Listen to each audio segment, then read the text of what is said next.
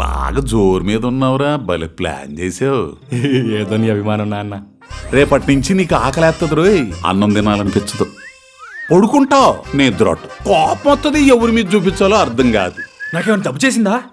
అంతకంటే ప్రమాదం, పెళ్ళయింది.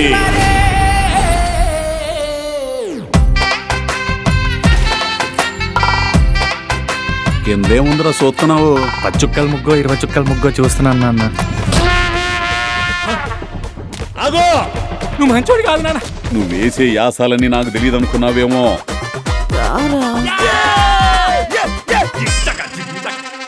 అయ్యా వీరయ్యా, ఇప్పుడు చెప్తున్నా విను. ప్రతాప్ కాదు, ఈర ప్రతాప్. వింతలన్నీ విదేశాల్లోనే ఆకాశంలో జరిగితే మా కళ్ళ ముందు ఎప్పుడు జరుగుతాయి? బుజ్జమ్మా, అల్లుడేమన్నా అన్నాడా? పెళ్ళి 4వ రోజే పంచాయతీ ఎట్టిందంటే ఎవరమే తేడా ఉంది. అంతా నేను అనుకున్నట్టే జరుగుతుంది. కొట్టుకు సావండి.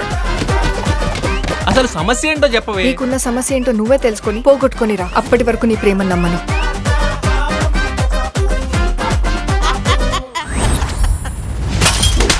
వెళ్తున్నా ప్రతాప్. ప్రేమలో మోసం మాత్రమే ఉంటుందని నిరూపించావు. బుజ్జమ్మని ఎప్పటికైనా వెనక్కి తీసుకొస్తానన్న నమ్మకం రోజు రోజుకి పోతుందమ్మా. అర్థమయ్యేలా చెప్తే బుజ్జం వింటుంది. బుజ్జమ్మని తీసుకురావా? మాట్లాడి మనిషిని తీసుకురావచ్చు కానీ తన భయాన్ని పోగొట్టలేం. నాది ప్రేమే కదరా.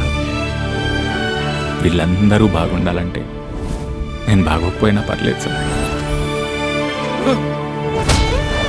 వీడేం చేయకపోతే అదెందుకు పోద్ది?